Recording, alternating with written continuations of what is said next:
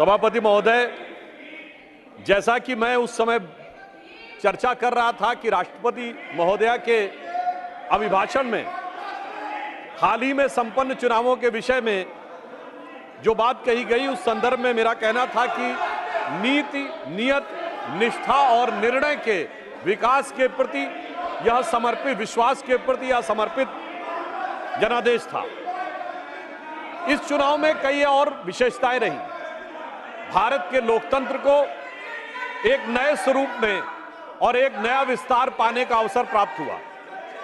जम्मू कश्मीर में जिस प्रकार से चुनाव संपन्न हुए और जिस प्रकार से लोगों ने बढ़ चढ़कर, बात रिकॉर्ड पे नहीं जा रही है, सिर्फ माननीय सुधांशु त्रिवेदी जी आपकी बात रिकॉर्ड पे जा रही है। जिस प्रकार की लोगों ने बढ़ चढ़कर सहभागिता की, यह लोकतंत्र के लिए एक बहुत सुखद संयोग रहा। अगर जम्मू और उधमपुर में 68 और 72% वोटिंग हुई, तो ये भी देखने को मिला कि कश्मीर घाटी में अनंतनाग में 53% और बारामूला में 59% पोलिंग हुई, जो आज तक कभी भी इतनी पोलिंग चुनावों में सहभागिता नहीं रही थी। लोकतंत्र के इस पर्व की, इस अवसर को निश्चित रूप से हमें अप्रिशिएट करना चाहिए। यद्यपि हमारे विरोधी कुछ अधिक उत्साह और उच्छृंखलता में दिखाई पड़ते हैं, परंतु इन चुनावों में हमारी सरकार की स्वीकार्यता और विस्तार एक नए आयाम तक पहुंचा है। पहली बार हमने उड़ीसा में स्पष्ट बहुमत के साथ अपनी सरकार बनाई है और हमारे विरोधी शायद भूल ही गए कि श्री नवीन पटनायक जी से पहले वहां कभी कांग्रेस का मुख्यमंत्री हुआ करता था। अंतिम मुख्यमंत्री गिरधर गोमांग जी थे, जो कांग्रेस के थे, और ऐसा प्रतीत होता है कि उनको अब वो विषय विस्मृत हो गया है, यानी उन्होंने मान लिया कि वो उड़ीसा में अब सत्ता की लड़ाई में ही नहीं है। दूसरा विषय इस चुनावों के संदर्भ में दक्षिण भारत का विषय आया था। महोदय, मैं बताना चाहता हूं कि हमारे विरोधी और विशेषकर कांग्रेस पार्टी इस विषय को बहुत उठाते थे कि दक्षिण भारत में उनका बहुत प्रभाव है। तो मैं बताना चाहता हूं, प्रधानमंत्री श्री नरेंद्र मोदी जी के नेतृत्व में हमारे गठबंधन ने और भारतीय जनता पार्टी ने दक्षिण भारत में भी कांग्रेस से अधिक वोट प्राप्त करके दिखाए। तेलंगाना में हमारे 8 सीटें ही नहीं है, हमारा मत प्रतिशत 35% है। कर्नाटक में हमारा मत प्रतिशत 45% है। केरल में हमारी 1 सीट आई है, मगर 17% मत है। और सभापति महोदय, मैं आपके माध्यम से पूरे देश का ध्यान आकर्षित करना चाहता हूं कि तमिलनाडु में कांग्रेस को 10.25% वोट मिला है और भारतीय जनता पार्टी को 11.5% वोट मिला है। यानी तमिलनाडु में भी हमने पहली बार 2.5 अंक में मत प्रतिशत प्राप्त किया है और कांग्रेस से अधिक वोट प्राप्त करने में सफलता हासिल की है।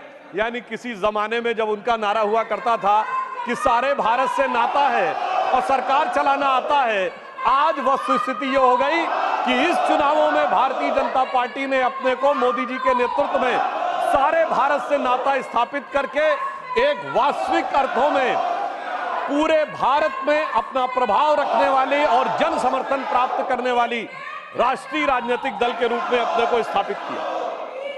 यह चुनाव पिछले लोकसभा चुनावों के मुकाबले बहुत अलग था। बिंदु क्रमांक 5 पर राष्ट्रपति महोदय ने स्मरण दिलाया कि हम 5वीं बड़ी अर्थव्यवस्था बने इन 5 वर्षों में। महोदय, हम सिर्फ 5वीं बड़ी अर्थव्यवस्था नहीं बने। 5वीं बड़ी अर्थव्यवस्था किसको पीछे छोड़ के बने? उस ब्रिटेन को पीछे छोड़कर बने जिसने कभी हमारे ऊपर हुकूमत की थी। और हम सिर्फ 5वीं बड़ी अर्थव्यवस्था नहीं बने, हम दुनिया के 4थे बड़े स्टॉक एक्सचेंज बने। हम दुनिया के 3रे बड़े सोलर एनर्जी के मैन्युफैक्चरर बने। हम दुनिया के 3रे बड़े ऑटोमोबाइल के मैन्युफैक्चरर बने। आज डोमेस्टिक सिविल एविएशन का सेक्टर भारत का दुनिया में 3रे नंबर का हो गया है और हम 2रे नंबर के मोबाइल हैंडसेट मैन्युफैक्चर बनाने वाले देश बने और इंफ्रास्ट्रक्चर में इन्वेस्ट करने वाले हम दुनिया के नंबर 1 के देश बने और डिजिटल पेमेंट में हम दुनिया में नंबर 1 के देश बने। और महोदय, इतना ही नहीं हुआ, पिछली लोकसभा और इस लोकसभा के बीच में चांद के अछूते कोने दक्षिणी ध्रुव को छूने वाले हम दुनिया के पहले देश बने, जिसका राष्ट्रपति महोदया ने उल्लेख किया। निश्चित रूप से उसमें हमारे वैज्ञानिकों ने बहुत बड़ी भूमिका निभाई, परंतु प्रधानमंत्री जी का निरंतर संवर्धन, सहयोग और संबल उन्हें प्राप्त होता रहा। महत्वपूर्ण बात यह रही कि उस पॉइंट का नाम प्रधानमंत्री जी ने क्या रखा? पॉइंट शिव शक्ति, यानी हमारी स्त्री शक्ति को वो स्थान चांद की ऊंचाई तक देने का काम किया। और यहीं पर मैं बताना चाहता हूं सभापति महोदय, इसी समय देश में कुछ राजनीतिक दल ऐसे हैं जो ये कहते हैं कि हिंदू धर्म में जो शक्ति है उससे हमें लड़ना है, और दूसरी तरफ हमारा संकल्प यह है कि उस शक्ति को चांद की ऊंचाई तक ले जाकर स्थापित करना है, जो माननीय प्रधानमंत्री जी के नेतृत्व में हुआ है। महोदय, मैं एक बात और कहना चाहूंगा। चुनाव संपन्न हुए, मगर ये चुनाव एक मामले में इस देश के अद्भुत चुनाव थे। सामान्यतः चुनाव होते हैं, चुनाव परिणाम के दिन एक पार्टी के कार्यालय में मिठाई बंटती है, धूम धड़ाका होता है, दिवाली होती है, और दूसरे की जगह गलियारे खाली नजर आते हैं। मगर ये चुनाव एक ऐसे चुनाव थे महोदय जहां दोनों जगह मिठाई बंट रही थी, दोनों जगह पटाखे छूट रहे थे, भाजपा कार्यालय में भी और कांग्रेस कार्यालय में भी। ऐसा क्यों हो रहा था?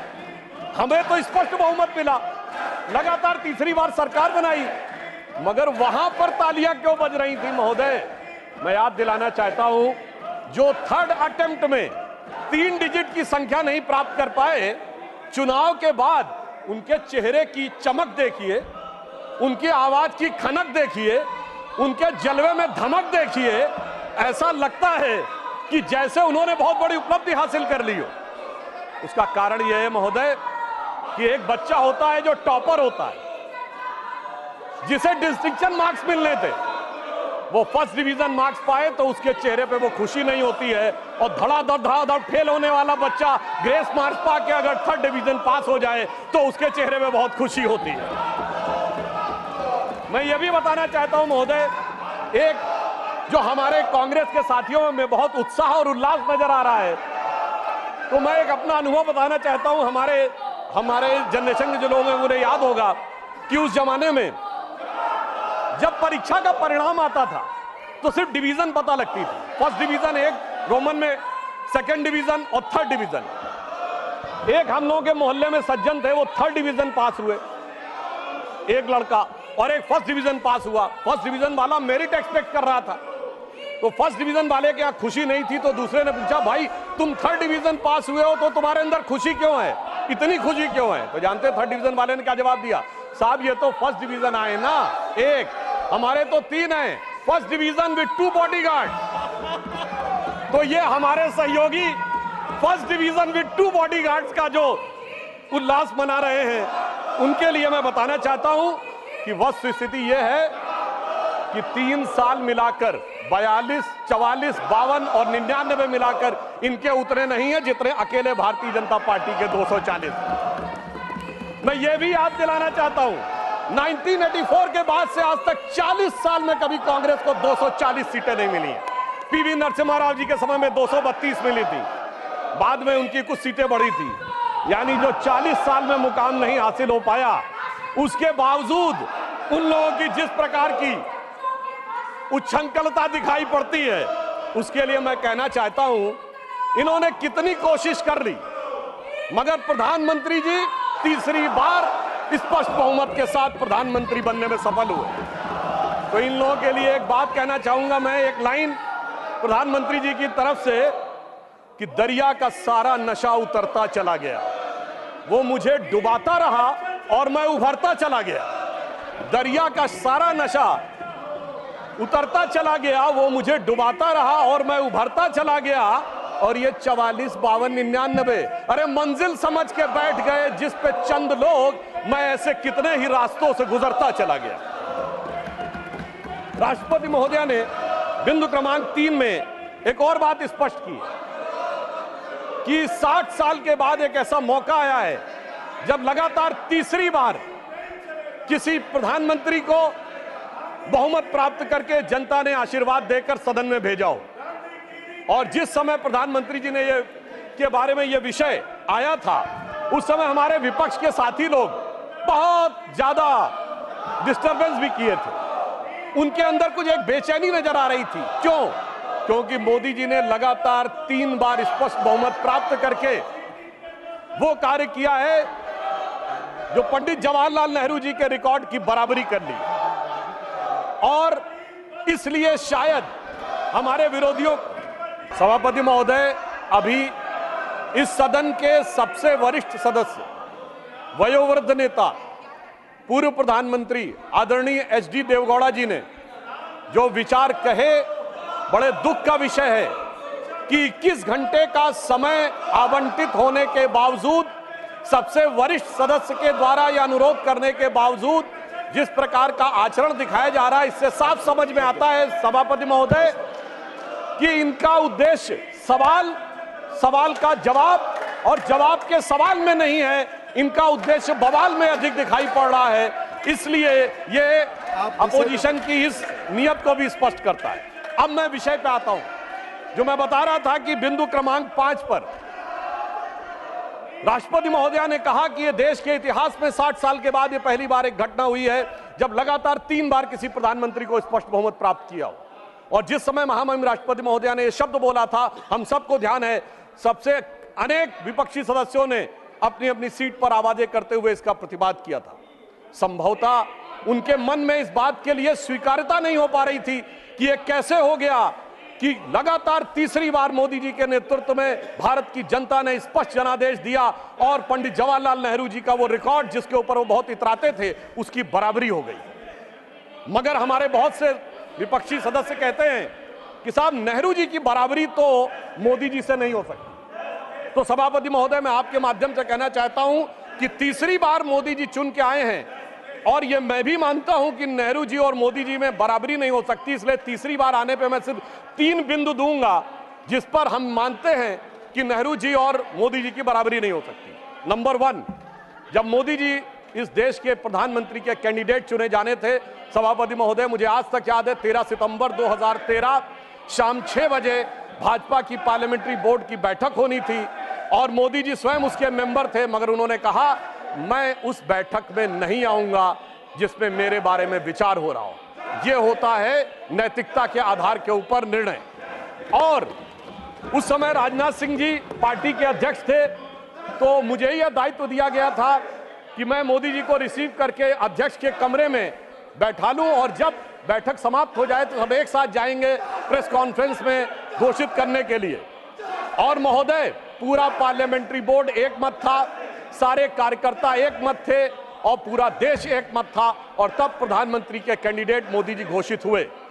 उधर पंडित जवाहरलाल नेहरू जब कैबिनेट मिशन प्लान के तहत 26 अप्रैल 1946 को कांग्रेस का नया अध्यक्ष चुना जाना था और उसके लिए कांग्रेस वर्किंग कमेटी की बैठक होनी थी और 20 अप्रैल को मौलाना आजाद को गांधी जी ने लेटर लिखा कि आप अपना नामांकन वापस ले लीजिए और मैं चाहता हूं कि नेहरू जी प्रधानमंत्री बने। परंतु इसके बावजूद उस बैठक के अंदर क्या हुआ, इसका रिकॉर्ड आचार्य कृपलानी ने अपनी किताब Gandhi his life and thought, Maulana Azad ने अपनी किताब India wins freedom, Rajmohan Gandhi ने अपनी किताब सरदार पटेल और उस समय के सबसे प्रख्यात पत्रकार दुर्गादास ने अपनी किताब India from Curzon to Nehru and thereafter में लिखा है कि 1 वोट मिला पट्टाभी रमैया को और शायद 1 या 2 वोट मिले आचार्य कृपलानी को, शेष सारे वोट मिले सरदार पटेल को और 0 वोट मिले जवाहरलाल नेहरू जी को।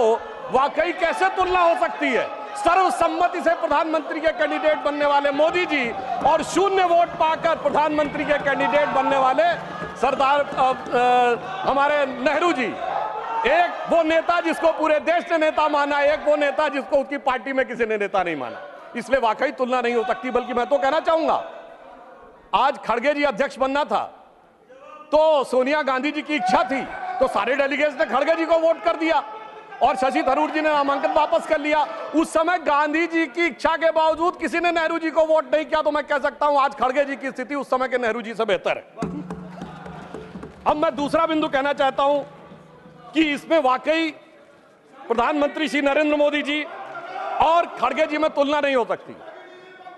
देखिए, नेहरू जी ने के विषय में प्रख्यात शायर मजरू सुल्तानपुरी ने एक आर्टिकल लिख दिया था कि उनकी कार्यशैली में हिटलर की झलक दिखती है, और उसके बाद सभापति महोदय 2 साल जेल में रहे थे। और यहां मोदी जी के समय में हिटलर की मौत, मोदी जी की मृत्यु की कामना और कब्र खुदेगी जैसी बात कहने वाले लोग तो छोड़िए, जिन्होंने बोटी बोटी की बात कही थी वो सम्मानित सदस्य होकर अगले सदन में आ गए, और इसके बावजूद किसी पे कोई कार्रवाई नहीं हो रही है। तो मैं मानता हूं कोई तुलना नहीं है मोदी जी और नेहरू जी की।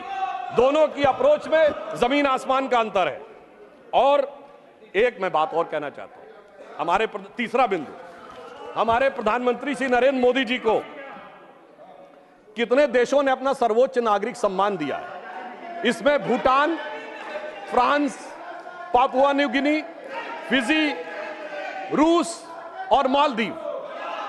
और मेरे विरोधी विशेष रूप से सुने, इसके अतिरिक्त तमाम मुस्लिम देश, Egypt, Saudi Arabia, United Arab अमीरात, बहरीन, अफगानिस्तान और विशेषकर ध्यान दें फिलिस्तीन, इतने देशों ने अपना सर्वोच्च नागरिक सम्मान प्रधानमंत्री श्री नरेंद्र मोदी जी को दिया, जो भारत के इतिहास में किसी मंत्री को नहीं मिला। और प्रधानमंत्री जी ने किसको सर्वोच्च सम्मान दिया? हमने भारत के, हमारी सरकार ने और सरकार की बनाई समिति ने सिर्फ हमारे नेताओं स्वर्गीय अटल बिहारी वाजपेयी जी और आदरणीय लाल कृष्ण आडवाणी जी को ही भारत का सर्वोच्च नागरिक सम्मान नहीं दिया, हमने कांग्रेस के भी नेताओं को सम्मान दिया। कांग्रेस के 3 बड़े नेताओं को भारत रत्न मिला। मदन मोहन मालवीय जी को हमारी सरकार में भारत रत्न मिला, प्रणब मुखर्जी जी को हमारी सरकार में भारत रत्न मिला, पीवी नरसिम्हा राव जी को हमारी सरकार में भारत रत्न मिला, हमारी पार्टी के नहीं थे परंतु कर्पूरी ठाकुर जी को भारत रत्न मिला, और कांग्रेस के नेता एससी जमीर और तरुण गोगोई जी को पद्म अवार्ड मिला। दूसरी तरफ नेहरू जी ने क्या किया? न किसी से अवार्ड मिला। अरे भाई, दूसरी पार्टी छोड़िए, अपनी पार्टी के सरदार पटेल और बाबा साहब अंबेडकर को भी नहीं दिया, उन्होंने अपनी सरकार से खुद को भारत रत्न ले लिया। यानी एक मोदी जी जिन्होंने सबको भारत रत्न दिया, और एक उनकी सरकार जिसमें खुद को भारत रत्न मिल गया। तो मैं मानता हूं कि इन तीनों बिंदुओं पर नेहरू जी और मोदी जी में कोई तुलना नहीं है। इसलिए मैं कह सकता हूं कि मोदी जी नेहरू जी की तुलना में एक अतुलनीय प्रधानमंत्री हैं, और उन्होंने यह अतुलनीय उपलब्धि हासिल की। और एक बात और कहूंगा अंत में, वाकई दोनों में बराबरी नहीं है। हम लोग बचपन में एक बड़ा गीत था जो हमारी पीढ़ी और हमसे पहले वाली पीढ़ी ने जरूर अवश्य सुना होगा, कि दे दी हमें आजादी बिना खड़क बिना ढाल। उसमें एक लाइन थी कि फूलों की सेज छोड़ के दौड़े जवाहरलाल, वो तो फूलों की सेज पे थे, और हमारे प्रधानमंत्री जी चाय की केतली लेके प्लेटफॉर्म पे दौड़े नरेंद्र लाल। दोनों में जमीन आसमान का अंतर था। वो जवाहरात के लाल थे और नरेंद्र मोदी जी गुदड़ी के लाल थे। वो हीरे जवाहरात के बीच में उनका बचपन गुजरा, और इन्होंने गुदड़ी के लाल ने निकलकर आज भारत माता का भाल जिस ऊंचाई तक पहुंचाया है, उसके लिए सारा देश उन पर गर्व करता है। अब मैं पिछली बात को छोड़कर इस पे आता हूं कि इस तीसरे टर्म में हमारी सरकार किस प्रकार की बातों पर विचार करने की तरफ ध्यान दे रही है। राष्ट्रपति महोदया ने अपने बिंदु क्रमांक 5 में इस विषय का उल्लेख किया है, रिफॉर्म, परफॉर्म और ट्रांसफॉर्म।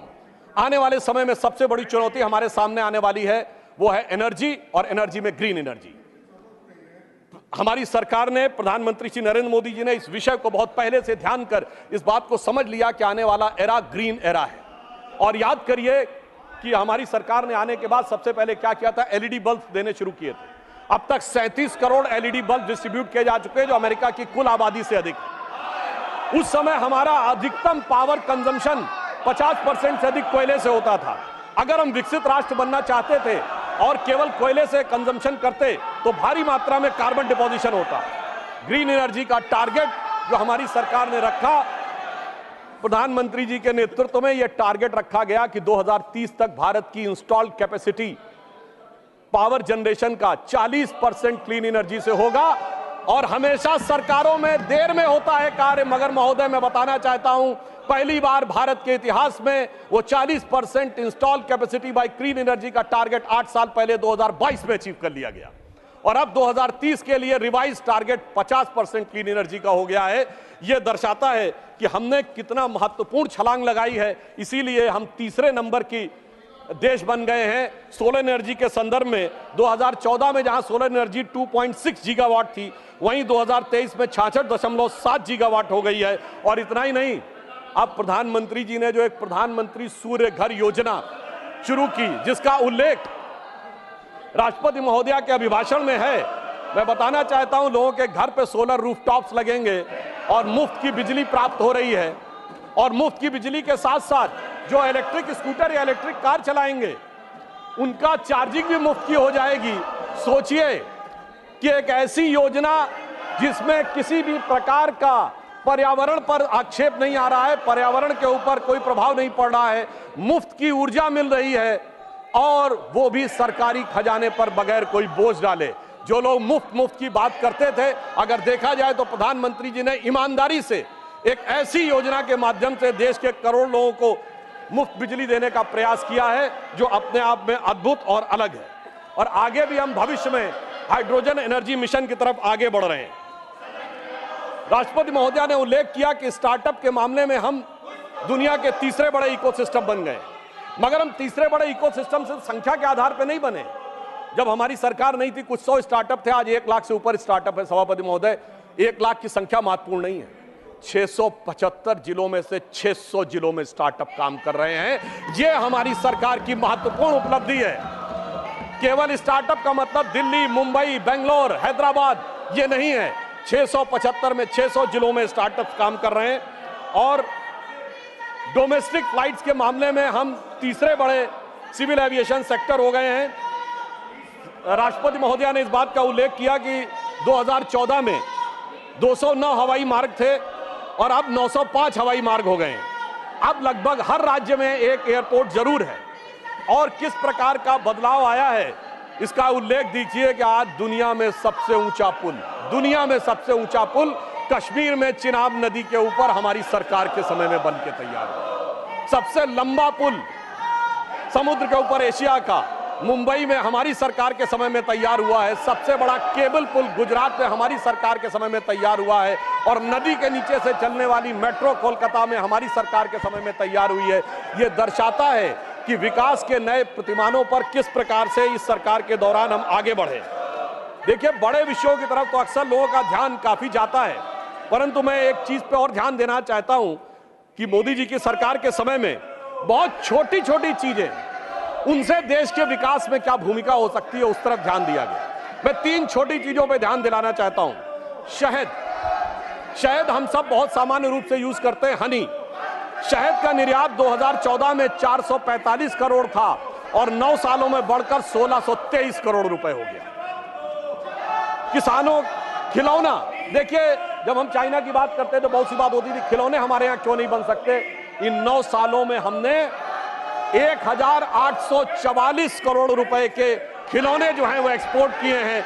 ये हमने इस छोटी सी चीज में आगे बढ़ने का प्रयास किया। और दूसरी चीज जो हमारे विरोधियों को शायद याद हो, खादी, जिसका महात्मा गांधी जी के साथ बड़ा संबंध माना जाता था, हमारी मोदी जी के प्रयासों से 2014 में जो खादी का मार्केट 31,000 करोड़ रुपए का था, वो अब बढ़कर 1,35,000 करोड़ रुपए का हुआ। यानी 4 गुना अधिक खादी में हमने वृद्धि प्राप्त की है।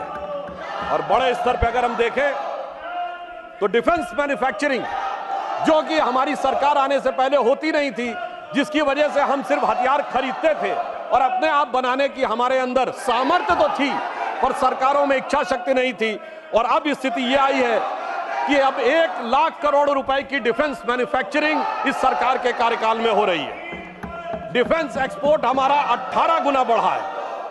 और सभापति महोदय, 500 हमारे डिफेंस के ऐसे प्रोडक्ट हैं जिसे सरकार ने निर्णय लिया है कि इनका इंपोर्ट बैन, यानी जो पहले विदेश से आते थे वो 500 प्रोडक्ट भारत में ही बनेंगे, इक्विपमेंट, और वो विदेश से नहीं लिए जाएंगे।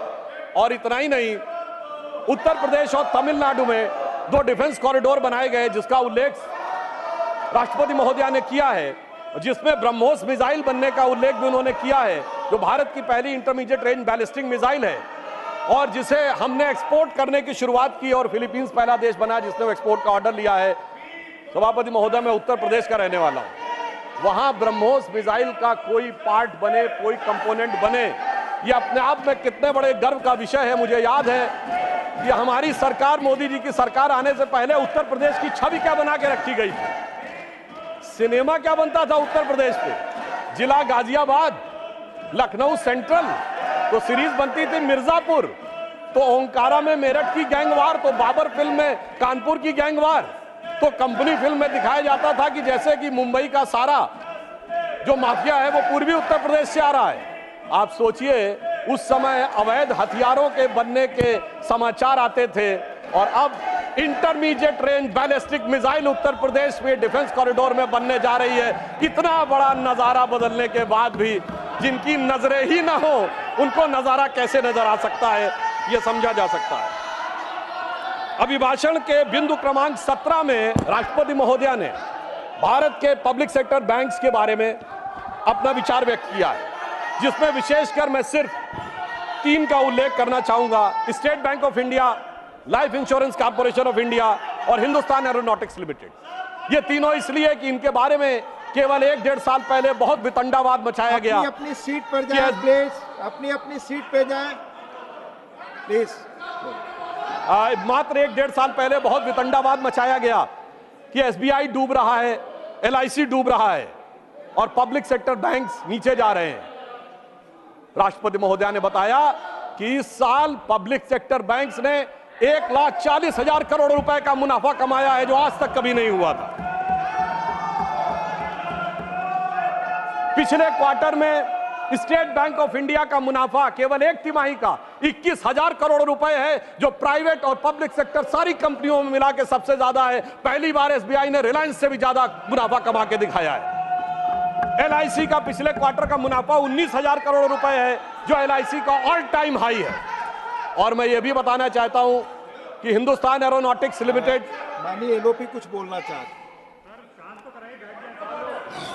Please. Sir, point of order raise करने के लिए भी हम सरकार से इतना पूछना पड़ता है, तो ये बहुत ही अनडेमोक्रेटिक सिस्टम है। मैं आपसे विनती करता हूं, Priyanka Chaturvedi point of order raise की, अब आपने आदेश दिया कि सब लोग बैठे, हम बैठ गए, फिर in spite of that if they are not honouring, सब बैठे भी नहीं तो सिर्फ अपना भाषण चलाते ही रहे। कौन सुनने वाला है आपका भाषण? हम तो नहीं सुन रहे। माननीय प्लीज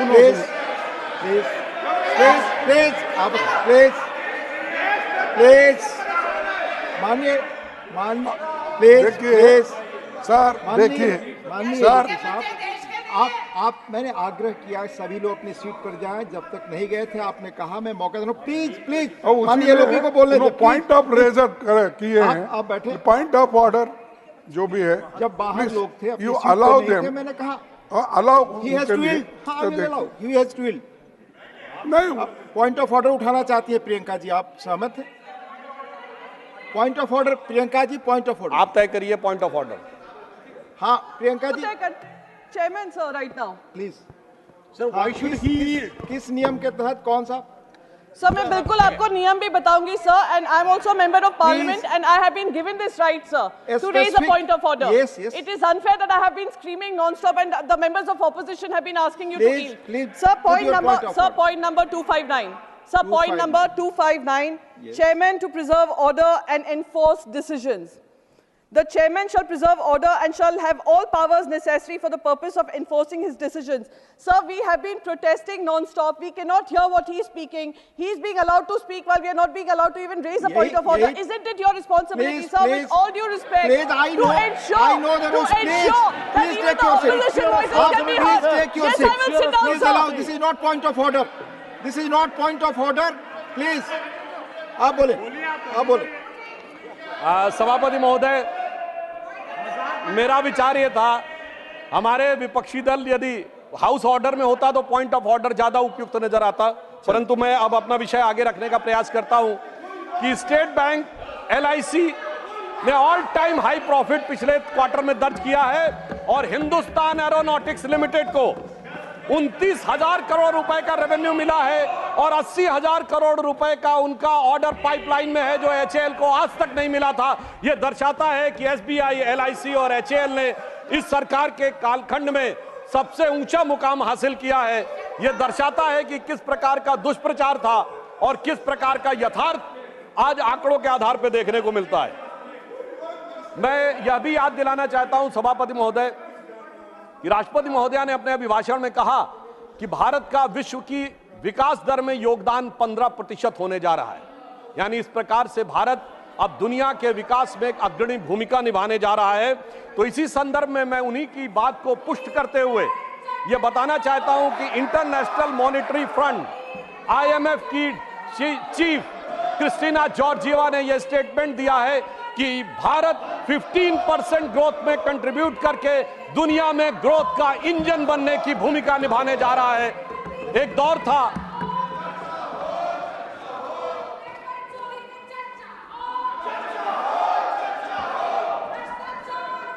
था जब हम IMF जैसे संगठनों से चैरिटी एक्सपेक्ट करते थे, हम उनके सामने याचक बन के खड़े होते थे। और आज IMF की चीफ ये कह रही है कि भारत विश्व अर्थव्यवस्था के विकास में याचक नहीं, उसका संचालक बन के खड़ा हुआ है। यह बात राष्ट्रपति महोदय के उस बात से बहुत स्पष्ट होती है। और इतना ही नहीं, हमारी सरकार ने अपने समय में जिस प्रकार की सूचना क्रांति और डिजिटल रिवॉल्यूशन लाया है, जिसने कि देश के अंदर ट्रांसपेरेंसी और त्वरित एंड माइल डिलीवरी को इंश्योर किया है। आगे मैं आपका ध्यान सभापति महोदय आकृष्ट करना चाहूंगा कि राष्ट्रपति महोदया ने अपने अभिभाषण के बिंदु क्रमांक 28 पर नालंदा विश्वविद्यालय की पुनर्स्थापना के संदर्भ में यह कहा कि यह भारत की सांस्कृतिक चेतना की पुनर्स्थापना का प्रतीक था। नालंदा सिर्फ भारत में ज्ञान का प्रतीक नहीं था, उस ज्ञान के प्रतीक को जिस ढंग से ध्वस्त किया गया, उस ज्ञान के प्रतीक को जिस ढंग से नष्ट किया गया, यह भारत की सांस्कृतिक चेतना की वो जीवनी शक्ति का प्रतीक था कि हमारी सरकार ने उसको जिस ढंग से स्थापित किया है, वो कितना गहरा घाव था भारत के ऊपर। इसको मैं कोट करना चाहता हूं बाबा साहब अंबेडकर के शब्दों में। बाबा साहब अंबेडकर ने अपनी किताब, जो उनकी writings and speeches of Baba Saheb Ambedkar, published by Maharashtra government in 1987, then republished by central government in January 2014, इन्हीं की सरकार में ministry of social justice and empowerment के द्वारा उनमें डिक्लाइन ऑफ बुद्धिज्म में उन्होंने लिखा है, मैं कोट कर रहा हूं उनके उस आर्टिकल से, how the Buddhist perished by the sword of Muslim invaders has been recorded by the Muslim historians themselves, summarising the evidence relating to the slaughter of Buddhist monks by the Muslim generals in the course of their invasion in Bihar in 1197 AD। और आगे उन्होंने Vincent Smith को coat किया है कि नालंदा विश्वविद्यालय के एक एक भिक्षु को पकड़कर किस प्रकार से मार दिया गया, कुछ लोग अपनी जान बचाकर नेपाल और तिब्बत चले गए। मगर महोदय, प्रधानमंत्री जी ने कहा कि आप पुस्तकों को जला सकते हो, आप इमारतों को जला सकते हो, पर भारत की ज्ञान और संस्कृति की परंपरा को नहीं जला सकते हो। और इसलिए हमारी सरकार ने जो नालंदा का पुनर्स्थापना करने का प्रयास किया है, वो भारत की ज्ञान परंपरा को पुनर्स्थापित करने का। मगर सभापति महोदय, जब भारत की सांस्कृतिक चेतना की बात आती है तो निश्चित रूप से हमारे मन में नालंदा, बोधगया और उसी के साथ साथ भव्य श्री राम मंदिर का विषय भी आता है। परंतु इस बार बड़ी मजेदार बात है कि अयोध्या की लोकसभा सीट पर हमें वांछित सफलता नहीं मिली और उसको लेकर इनके चेहरों के ऊपर जो चमक दिखाई पड़ती है, ये अपने आप में राजनीतिक विश्लेषकों के लिए एक फूड फॉर थॉट है। क्योंकि इस प्रकार का एक वातावरण इस देश में बनाया गया कि एक वर्ग के लिए all eyes should be on Rafah, चाहे किसी को पता हो रफा है क्या, कहां ये ना पता हो, पर दूसरे के लिए all eyes should not be on Ayodhya. परंतु मैं ये भी बताना चाहता हूं सभापति महोदय, ये लोग समझ नहीं पाए। अयोध्या में जब हमें वांछित सफलता नहीं मिली तो हमारे विरोधी बता क्या रहे हैं, देखिए साहब, आप अयोध्या हार गए, बस्ती हार गए, प्रयागराज हार गए, चित्रकूट हार गए, नासिक, रामटेक और रामेश्वरम, यानी भगवान राम से जुड़े सारे स्थलों के बारे में बता रहे हैं कि यहां भारतीय जनता पार्टी को वास्तविक, जैसे कई तो ऐसी सीटें थी रामेश्वरम कभी नहीं जीते थे, परंतु महोदय मैं कह रहा हूं ये समझ नहीं पाए प्रभु की लीला क्या है। जो लोग ये कहते थे कि राम हुए नहीं इसका सबूत दो, वो उत्तर से दक्षिण तक राम से जुड़े स्थानों का सबूत दे रहे हैं कि अयोध्या भी राम से जुड़ी थी, बस्ती भी जुड़ी थी, प्रयागराज भी था, रामटेक भी था, रामेश्वरम भी था। अरे आपको लगता है कि भगवान हमको हरवाने के लिए आए थे? नहीं, आपको अपना अस्तित्व मनवाने के लिए आए थे। और मैं ये भी बताना चाहता हूं महोदय, रामचरितमानस और रामायण में भी उल्लेख है कि एक बार नागपाश भगवान राम को भी लगा था और नागपाश लगने के कारण एक मूर्छा आ गई थी और तब राम विरोधी दल में बड़ी खुशियां छा गई थी, मगर वो प्रभु की लीला का हिस्सा था, सिर्फ हनुमान जी को अपनी शक्ति याद दिलाने के लिए। और ऐसा पहली बार नहीं हो रहा है, ऐसा पहली बार नहीं हो रहा है। सभापति महोदय, आज से 30 साल पहले मुझे याद है उत्तर प्रदेश में जब समाजवादी पार्टी और कांग्रेस सबने मिलकर सरकार बनाई थी, सपा बसपा और कांग्रेस आई ने मिलकर, तब एक नारा लगा था कि मिले मुलायम काशी राम, हवा में उड़ गए जय श्री राम। मगर हम तब भी नहीं डिगे थे और जो हवा में उड़ाने की बात कर रहे थे, 3 साल में हमने केंद्र में सरकार बना के दिखा दी थी और उत्तर प्रदेश में भी सरकार बनी थी। अरे अब तो इतना अंतर आया है, तब आप हवा में उड़ाने की बात कर रहे हैं, अब आप एक एक स्थान को बता रहे हैं। आप निश्चित रहिए, जिसे एक हम लोग जो प्रसिद्ध भजन सुनते थे उसमें ये कहा गया है, जो हनुमान जी का प्रसिद्ध भजन है कि रावण युद्ध अजान कियो तब नाग की फांस सबे सिर डारो। परंतु चिंता मत करिए, वो शक्ति पुनः जागृत हो रही है और वो जागृत होकर हमें पुनः वहां तक पहुंचाने का प्रयास रखेगी। और एक मैं गंभीर बात करना चाहता हूं, श्री राम का विषय हमारे लिए हार जीत का विषय नहीं है। हम 2 सीटों की पार्टी थे, तब भी उतनी श्रद्धा और निष्ठा के साथ खड़े थे। हम 86 सीट पे भी वैसे ही खड़े थे, 120 पे वैसे ही खड़े थे, 182 पे वैसे ही खड़े थे, 282 पे वैसे ही खड़े थे, 303 पर वैसे ही खड़े और 240 पर भी वैसे ही खड़े हुए हैं। आपके लिए चुनावी हार जीत का विषय होगा, हमारे लिए चुनावी हार जीत का विषय नहीं है। परंतु हमें लगता है कि भारतीय समाज में यदि कुछ लोगों के मन में अभी भी इसको लेकर हो सकता हमारी तपस्या में कोई कमी रही हो, तो मैं ये कहना चाहूंगा भारत के सभी लोगों से, अटल बिहारी वाजपेयी जी की कविता की वह प्रसिद्ध पंक्ति जो उनकी कविता थी, आओ मिलकर दिया जलाएं, तो मैं इसके लिए कहना चाहूंगा कि अभी हमारा यह प्रयास बाकी है।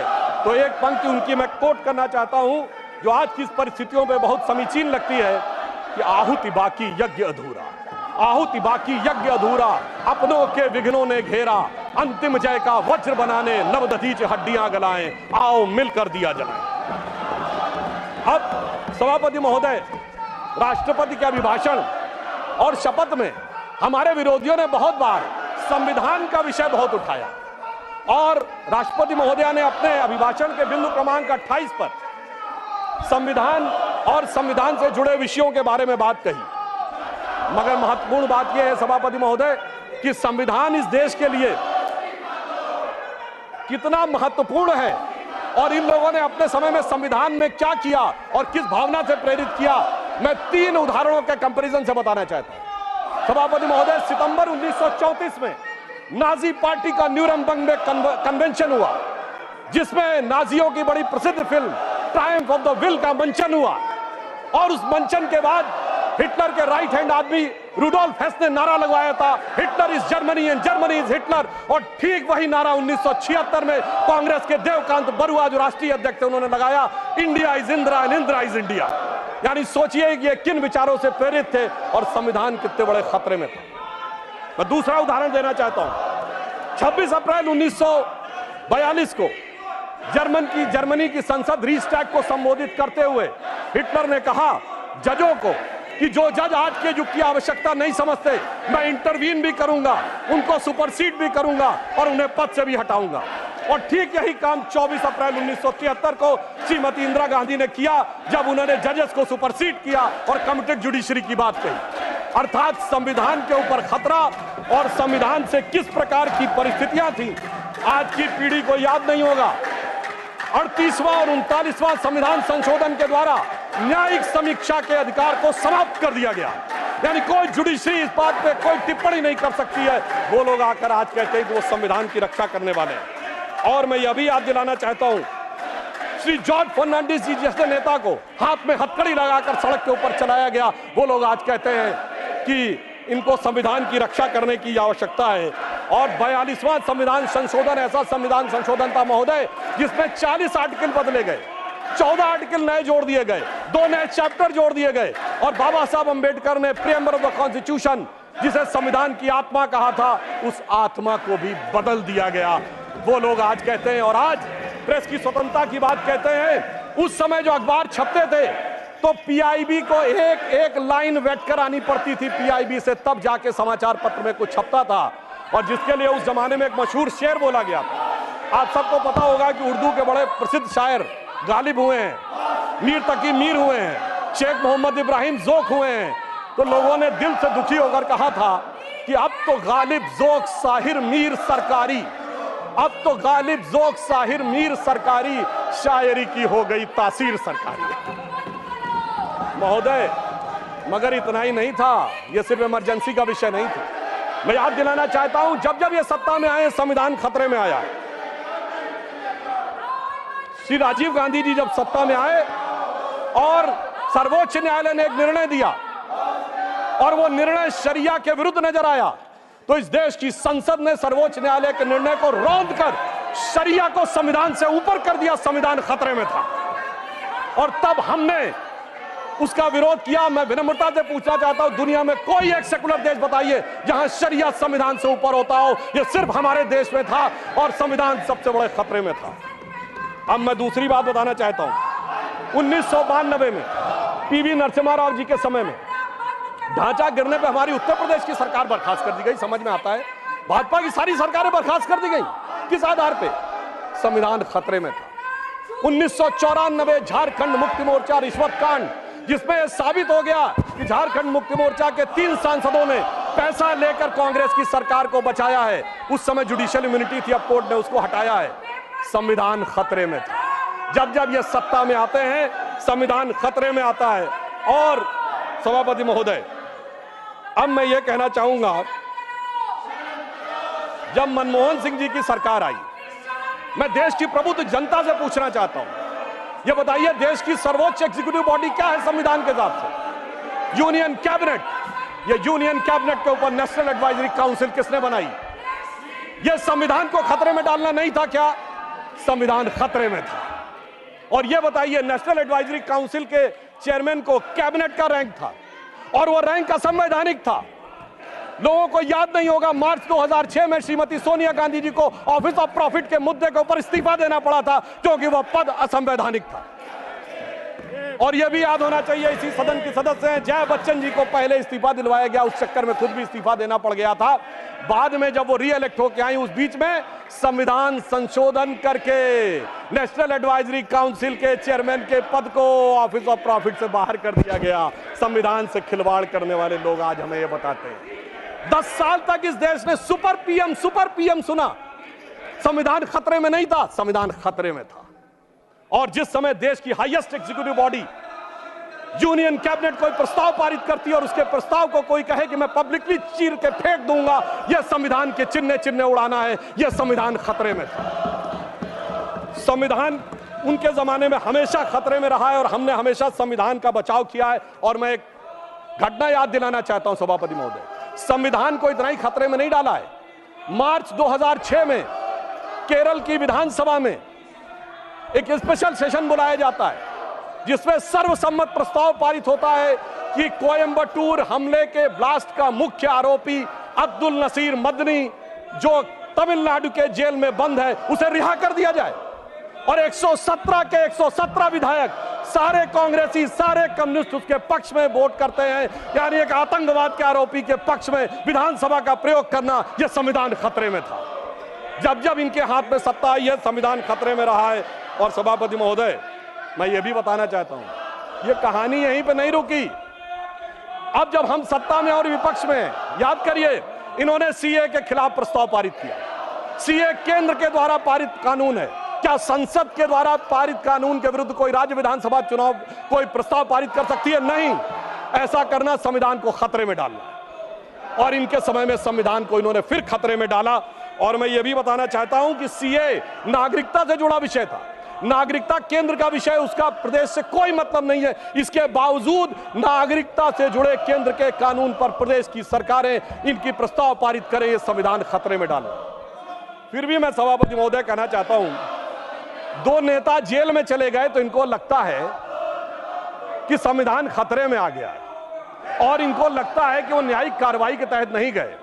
तो मैं अपने विरोधियों के सुलभ संज्ञान के लिए याद दिला देना चाहता हूं कि ये क्या 2014 के बाद ही हुआ है। सोनिया जी और राहुल जी को जिस नेशनल हेराल्ड केस में बॉन्ड लेना पड़ा वो 2013 अक्टूबर में दर्ज हुआ, हमारी सरकार नहीं थी। कनिमोझी जी और ए राजा जेल गए 2011 में, हमारी सरकार नहीं थी। सुरेश कलमाडी जी जेल गए 2010 में, हमारी सरकार नहीं थी। मधु कौड़ा जी सीएम झारखंड जेल गए 2008 में, हमारी सरकार नहीं थी। शिबू सोरेन 2006 में जेल गए, हमारी सरकार नहीं थी। मुलायम सिंह जी मायावती पे 2006-7 में डिस्प्रोपोर्शनेट एसेट का केस हुआ, हमारी सरकार नहीं थी। करुणानिधि 2000 में जेल गए, लालू यादव 1997 में जेल गए, जयललिता 1996 में जेल गई, झारखंड मुक्त मोर्चा रिश्वत कांड 1994 में हुआ, राजीव गांधी पे आरोप 1987 में लगे, FIR 1990 में हुई। मैं सिर्फ ये बताना चाहता हूं, 30 साल से देख रहे हैं सभापति महोदय, हम लोग छात्र जीवन से प्रौढ़ावस्था में आ गए, जेल में अंदर बाहर आने जाने का खेल देखते हुए, और अब हमसे कहते हैं कि 2014 के बाद ये है। वास्तविकता ये है कि संविधान के साथ खिलवाड़ सदैव इन्होंने किया है। इसलिए मैं इनके लिए एक लाइन कहना चाहूंगा, उसके बावजूद ये किस ढंग की भाषा और आचरण प्रयोग करते हैं, तो मैं एक लाइन कहना चाहूंगा कि लहजे में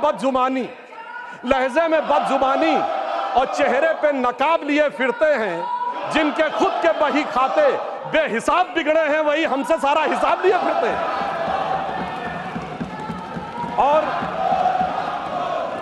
राष्ट्रपति महोदया ने अपने अंतिम बिंदु में यह कहा कि 2047 में भारत को विकसित राष्ट्र बनाना है, और विकसित राष्ट्र के लिए उन्होंने ये बताया कि किस प्रकार से हमारी सरकार आगे बढ़ रही है। मैं एक उदाहरण देना चाहता हूं कि डिजिटल रिवॉल्यूशन एक ऐसा रिवॉल्यूशन था, भारत जिसके बारे में कहा जाता था यहां साक्षरता और समझ का दर कम है, तो ये देश कैसे अडॉप्ट होगा। मोदी जी ने आने के बाद जो डिजिटल रिवॉल्यूशन लाया है, आज दुनिया में होने वाले डिजिटल ट्रांजैक्शन का 46% भारत में होता है। 46%, जो हमारे बाद आने वाले 4 देशों में मिलाकर भी कम है।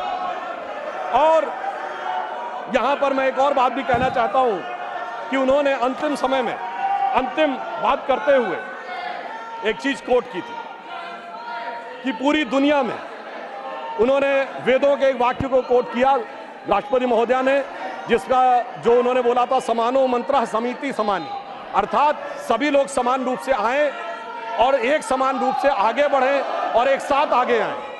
मगर सभापति महोदय, मैं आश्वस्त करना चाहता हूं, आज से कुछ साल पहले डिस्कवरी चैनल पे एक प्रोग्राम आता था, Michael Wood's story of India, जिसमें उसने कहा कि इंडिया में वो पोटेंशियल है कि अगर इंडिया अपने पोटेंशियल को सही ढंग से प्रयोग करेगा तो by the mid of this century India will be the biggest nation and richest nation on this earth. ये इंपॉर्टेंट नहीं है सभापति महोदय, उसने कहा India will be the biggest and richest nation on this earth, the place at which it remain most of the time in the history. अर्थात वो जो हमारा अतीत था वो हम प्राप्त करके रहेंगे। और मैं एक बात और कहना चाहता हूं, हमारे विरोधी लोग किस विचार की बात करते हैं, इनके मन में, सुनिए, इनके एक बहुत बड़े आइडियोलॉजिकल थिंकर थे जो चुनाव के दौरान क्या बोले कि उत्तर भारतीय यूरोपियों से हैं, तो पश्चिम वाले अरब वालों से जुड़े हैं, तो पूरब वाले चीन वाले से हैं, दक्षिण वाले अफ्रीका वालों से। वैसे सुनिए, वो इस्तीफा दिए थे फिर रीइंस्टेट हो गए, यानी केवल चुनाव के लिए था, वो चेहरे का नकाब उतर गया है। तो मैं उन्हें एक बताना चाहता हूं कि महोदय, आपको पता नहीं है भारतीयों के भारत की वास्तविकता क्या थी और आपके मन में गुलामी की मानसिकता क्या भरी हुई है। मैं एक उदाहरण देना चाहता हूं, अरब के लोग भारत के बारे में क्या सोचते थे, या अरब के कई हिस्टोरियंस, जिसमें इब्न असीर, इब्न कतीर, इब्न खल्दून ने ये वर्ड यूज किया है, अजीजुल ली इल्मीन इन बिलादुल इन हिंद, अर्थात the cool bridge of wisdom comes from the land of India, और यह हमको समझाते हम उधर से आए। और मैं प्रबुद्ध लोगों से कहना चाहता हूं, जाके चेक कर लीजिए महोदय।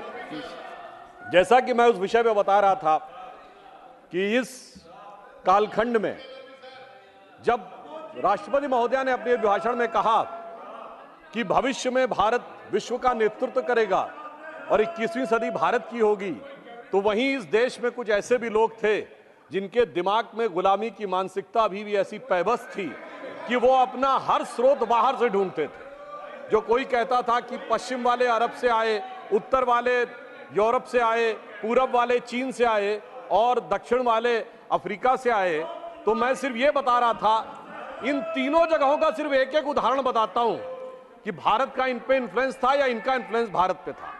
जो मैंने बताया कि अरब के लिए अरब के तमाम हिस्टोरियन, जिसमें इब्न असीर, इब्न अल खल्दूम ने लिखा है अजीदुल इल्मीन इल बिलादुल हिंद, ये अरबिक का वर्ड है जिसका मतलब होता है कि हिंद यानी भारत से cool bridge of knowledge and wisdom आती। वो भारत को मानते थे कि हमने ज्ञान यहां से सीखा है और ये कहते हम वहां से आए। यूरोप वालों के लिए बताना चाहता हूं, Sanskrit is the mother of all European language. हमने नहीं कहा, एक यूरोपियन विलियम जोन्स ने कहा, जो एक अंग्रेज था और कलकत्ता हाई कोर्ट का जज था। यानी वो कहते हैं कि उन्होंने ज्ञान हमसे सीखा है और ये हमको बताते हैं कि हमने उनसे सीखा। ये गुलामी की मानसिकता है। और मैं बताना चाहता हूं हमारे विरोधियों को चाइना के बारे में एक फैक्ट है जो शायद हमारे बहुत से लोगों को ना पता हो। चाइना की संस्कृति में भारत का प्राचीन नाम जानते क्या है? मैं सभी सदस्यों को आपके माध्यम से अवगत कराना चाहता हूं। एंशियंट चाइनीज में भारत को कहते हैं टियानजाओ, TIANZHOU। कोई जाके चेक कर ले कि चाइनीज भाषा में टियान का मतलब क्या है और जाऊ का मतलब क्या है। जाऊ का मतलब होता केंद्र, जैसे हमारे यहाँ पुर है, नागपुर, कानपुर, जयपुर, वैसे ही वहां हुआनजाऊ, ग्वानजाऊ होता है। और टियान का मतलब होता स्वर्ग। यानी चाइना मानता था कि India is the centre of haven और यह कहते हमने चीन से सीखा है। इसलिए मैं कहना चाहता हूं, अंग्रेज चले गए मगर अंग्रेजियत अभी तक नहीं गई। जिसके लिए हम लोग कभी बोलते थे कि अंग्रेज बेचारे चले गए भारत को देकर आजादी, पर अभी तक तुम गई नहीं चर्चिल दादा की परदादी। यानी अंग्रेज चले गए, अंग्रेजियत नहीं गई। इसलिए मैं इन लोगों के लिए कहना चाहता हूं कि इनके दिमागों में अभी भी वो गुलामी की मानसिकता भरी है कि न संयम व्यवस्था न एकात्मता है, भरी है अभी तक मनों में गुलामी। और वही राग अंग्रेजियत का पुराना सुनाते अभी लोग नामी ग्रामी। ये लोग उसी अंग्रेजियत के राग में फंसे हुए हैं। परंतु सभापति महोदय ने जो ये बात बताया कि भारत का एक परिवर्तन का समय आ रहा है, तो प्रधानमंत्री जी ने उसको किस रूप में आगे बढ़ाया है, मैं ये बताना चाहता हूं। यदि भारत को विश्व का नेतृत्व करना है तो नई टेक्नोलॉजी के साथ आगे बढ़ना होगा। हम विश्व की सबसे प्राचीन सभ्यता भी हैं और सबसे युवा देश भी हैं। तो डिजिटल टेक्नोलॉजी आज फ्यूचर की होने वाली टेक्नोलॉजी, इसमें कहीं किसी प्रकार का कोई कंफ्यूजन होने की संभावना नहीं है। और आप देखिए कि हमारी सरकार आने के बाद प्रधानमंत्री जी के नेतृत्व में किस ढंग से सिस्टमेटिकली उसमें मामला आगे बढ़ा। इंटरनेट के यूजर्स 2014 में 24 करोड़ थे और अब 82 करोड़ हो गए। 3 गुनी संख्या बढ़ी है। 2023 का आंकड़ा है। Phone 1.2 billion mobile phone handset के यूजर्स हो गए हैं और 67 करोड़ स्मार्टफोन के यूजर्स हो गए हैं। एवरेज स्पीड ऑफ इंटरनेट जो इनके जमाने में 1.7 मेगाबाइट पर सेकंड होती थी, वो अब 30 मेगाबाइट पर सेकंड है। और सभापति महोदय, इतना ही पर्याप्त नहीं होता है। डाटा की स्पीड के साथ डाटा की कॉस्ट भी कम होनी चाहिए। और 1 GB डाटा की कीमत इनके जमाने में 270 रुपए थी और वो अब घटकर 19 रुपए हो गई है, यानी 25 गुना कम किया है। ये जरूरी था कि भारत को अगर डिजिटल ट्रांसफॉर्मेशन में आगे बढ़ना है, और तब हम जाके डिजिटल ट्रांसफॉर्मेशन में 46% वर्ल्ड के हिस्से के साथ आगे बढ़ रहे हैं। और इसीलिए मोबाइल फोन के प्रोडक्शन में भी हमने लंबी छलांग मारी है। 2014 में मोबाइल हैंडसेट बनाने की केवल 2 फैक्ट्रियां थी, आज 200 से अधिक फैक्ट्रियां हैं और 4,10,000 करोड़ रुपए के मोबाइल हैंडसेट आज मैन्युफैक्चर हो रहे हैं। और जो भारत में मैन्युफैक्चर होने वाले 100% भारत में कंज्यूम भी हो रहे हैं। इनोवेशन इंडेक्स में भारत 78वें स्थान से 40वें स्थान पर पहुंच गया है और पेटेंट जो 2014 में 4000 थे आज 41,000 पेटेंट हो गए। और महोदय, मैं ये बताना चाहता हूं, जब हम टेक्नोलॉजी में आगे बढ़ रहे हैं तो विश्व में भी हम किस रूप से हमारी स्वीकार्यता आगे बढ़ रही है। आज सक्षम विदेश नीति के द्वारा प्रधानमंत्री जी के नेतृत्व में, और यहां विदेश मंत्री जी स्वयं बैठे हुए हैं, भारत उस मुकाम तक पहुंचा है कि रशिया कहता है India is our traditional ally और अमेरिका कहता है India is our strategic ally. और यह बात सिर्फ बयानों तक सीमित नहीं है। रशिया से हमने S-400 एंटी मिसाइल सिस्टम लिया है जो रूस ने किसी को नहीं दिया, और अमेरिका से हमने प्रीडेटर ड्रोन लिए हैं जो नाटो के बाहर उसने किसी को नहीं दिए। आप सोचिए यह सक्षम विदेश नीति क्या संभव है कि रूस और अमेरिका दोनों अपने सबसे सक्षम हथियार भारत को देने के लिए तैयार हो। और मैं एक वाकया बताना चाहता हूं, हमारे विरोधी विदेश नीति को हमारी डोमेस्टिक पॉलिटिक्स के चश्मे से देखते रहते हैं और उसमें देश का नुकसान होता रहता था। कोई इजराइल जाता था तो फिलिस्तीन नहीं जाता था, फिलिस्तीन से बात करेगा तो इजराइल से बात नहीं करेगा। पर मैं एक घटना बताना चाहता हूं, माननीय प्रधानमंत्री महोदय जब फिलिस्तीन जा रहे थे तो वो जॉर्डन में रुके और जॉर्डन के शाह ने कहा कि वो उनके पर्सनल हेलीकॉप्टर में उनको भेजेंगे पैलेस्टीन। उल्लेखनीय बात यह है कि जॉर्डन के शाह हुसैन प्रोफेट मोहम्मद की डायरेक्ट डिसेंडेंसी में है, एक ही परिवार है जो प्रोफेट मोहम्मद की डायरेक्ट डिसेंडेंसी में है। और आप सोचिए, जॉर्डन का प्लेन था, हेलीकॉप्टर जा रहा था पैलेस्टीन और उसको एस्कॉर्ट कर रहे थे इजराइल के फाइटर्स। आप सोचिए, इजराइल और फिलिस्तीन कभी किसी एक देश के साथ अगर एक रूप में कभी हुए हो तो वो प्रधानमंत्री श्री नरेंद्र मोदी जी के नेतृत्व में। तो डिजिटल ट्रांसफॉर्मेशन हो या डिप्लोमेटिक ट्रांसफॉर्मेशन, दोनों में भारत एक नए सिरे से एक नए स्वरूप में आगे बढ़ता हुआ आगे दिखाई पड़ रहा है। परंतु अफसोस की बात यह है कि हमारे जो विरोधी हैं वो इस विषय के लेकर जिस प्रकार का वातावरण इन चुनावों के दौरान दिखा, उसमें भी एक विदेश का संबंध दिखा। सभापति महोदय, मैं आपसे कहना चाहता हूं, भारत का यह चुनाव भारत के इतिहास का इकलौता चुनाव था जब विदेश में बैठे हुए किसी धन कुबेर ने यह कहा हो कि वो $1 बिलियन खर्च करेगा मोदी जी की सरकार को हटाने के लिए। यह चुनाव भारत के इतिहास का इकलौता चुनाव था जब चुनाव भारत में हो रहा था और कांग्रेस के नेता आर्टिकल विदेश के अखबारों में लिख रहे थे। शशि थरूर जी ने बांग्लादेश के अखबार डेली स्टार में आर्टिकल लिखा, मोदी हैज टू गो। अरे भाई, विदेश के अखबार में क्यों लिख रहे हो मोदी हैज टू गो? और उसके बाद भी, और ये इतिहास का पहला चुनाव था जब पाकिस्तान के एक मंत्री स्तर के व्यक्ति ने कांग्रेस और राहुल गांधी जी की भूरी भूरी प्रशंसा ही नहीं की। उनका वर्ड था फवाद चौधरी का कि बीजेपी हटनी चाहिए, मोदी जाना चाहिए, उसके बाद जो मर्जी हो कर लेंगे, यानी इन वर्बेटम वही था जो था। अरे क्यों नहीं आपने बोला कि आप कौन होते हैं हमारे बारे में बोलने वाले? मैं याद दिलाना चाहता हूं, जब डॉक्टर मनमोहन सिंह प्रधानमंत्री थे और श्री नरेंद्र मोदी जी मुख्यमंत्री थे और उस समय पाकिस्तान के तत्कालीन प्रधानमंत्री नवाज शरीफ जी ने मनमोहन सिंह जी के बारे में आपत्तिजनक बात बोली थी, तो उस समय नरेंद्र मोदी जी ने दहाड़ कर कहा था, कौन होता है पाकिस्तान का व्यक्ति 120 करोड़ देशों के हमारे प्रधानमंत्री के बारे में बोलने वाला? मगर अफसोस, आपके मुंह से एक शब्द नहीं निकला। इसलिए मैं कह रहा हूं, भारत का ये बदलाव, एक बड़ा बदलाव हो रहा है। और मगर इन चुनावों ने एक निष्कर्ष और दिया है सभापति महोदय, एक निष्कर्ष और दिया है कि कांग्रेस पार्टी को आज बड़ी उत्साह नजर आ रहा है कि वो उभर कर सामने आ गए। मगर महोदय, एक बात ध्यान देने योग्य है इस चुनाव में कि जहां हमारा और कांग्रेस का मुकाबला था वहां तो कांग्रेस कुछ नहीं कर पाई, अपने सहयोगियों के कंधे पे चढ़ के बहुत कुछ प्राप्त किया है। उत्तर प्रदेश में आज समाजवादी पार्टी और कांग्रेस एक साथ आए हैं, तो मैं सिर्फ इतना कहना चाहूंगा कि ये लोग जिस वोट बैंक के चक्कर में साथ साथ आए हैं वो एक के लिए बड़ा चिंता का सबब बनने वाला है। महोदय, ये कुछ हिंदी फिल्मों की पुरानी स्टोरी की तरह है कि पुराना आशिक लौट के आ रहा है। अगर वो पुराना इश्क जाग गया तो आप ये समझिए कि ये समाजवादी पार्टी के लिए बहुत बड़ी चुनौती होने वाली है, क्योंकि वो कहते हैं, सपा कहती है मेरा कारनामा तो देख, तो कांग्रेस कहती है मैं तेरा आशिक पुराना तो देख। तो उधर एक हैदराबादी हजरत है जो कहते मेरा घराना तो देख, और इस ट्रायंगल से का एक नया स्वरूप इस चुनाव में उभरता हुआ नजर आया है। मैं एक विषय और कहना चाहूंगा, इस चुनाव में चुनावी प्रक्रिया को लेकर जिस प्रकार के आक्षेप आरोप लगाए गए, आज मैं अपेक्षा करूंगा कि कांग्रेस पार्टी के वरिष्ठ नेता इस बात के लिए माफी मांगे कि उन्होंने विदेश की धरती पर जा कहा था कि democracy in India has finished. उन्होंने ये कहा था कि जुडिशियल प्रोसेस समाप्त हो गया है।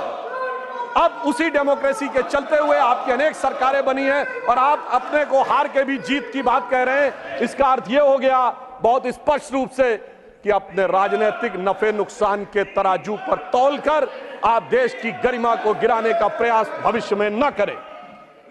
और नीट के विषय में भी एक बात कहना चाहता हूं सभापति महोदय, नीट को लेकर हमारी सरकार पूरी तरह संवेदनशील भी है और सतर्क भी है।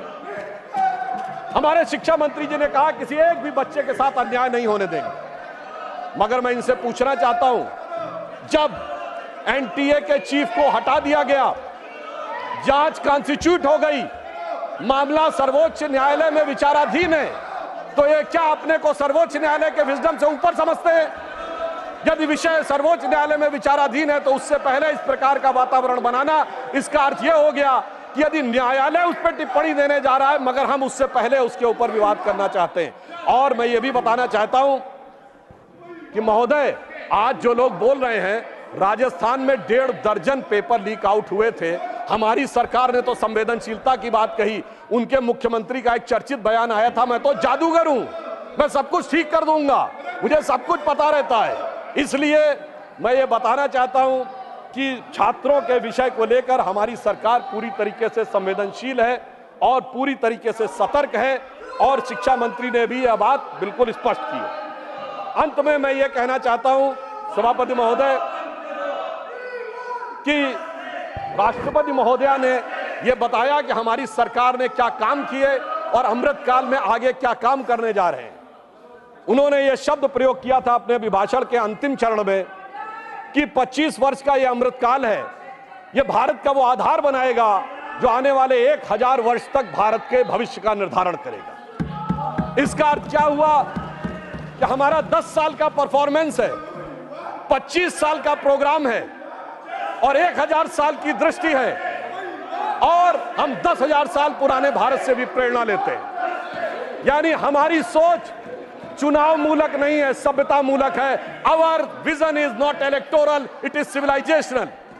इसीलिए हम 1000 साल आगे के भारत के भी सोचते हैं। इनको कोई फर्क नहीं पड़ता 20 साल बाद क्या होगा, 25 साल बाद क्या होगा, पर हम 1000 साल आगे के भारत के बारे में सोचते हैं, 25 साल के आगे के भारत के बारे में योजना बनाते हैं और हजारों साल पहले के भारत से प्रेरणा लेते हैं। और इसलिए मैं ये कहना चाहूंगा कि हमारे विरोधी चाहे जो भी कर ले, मगर सभापति महोदय, जो हमारी राष्ट्रपति महोदया ने कहा था कि सब लोग आए, मैं इनसे अनुरोध करूंगा, आइए, साथ में मिलिए, साथ में विचार करिए और उसके बाद एक साथ देश के विकास के लिए आगे बढ़िए।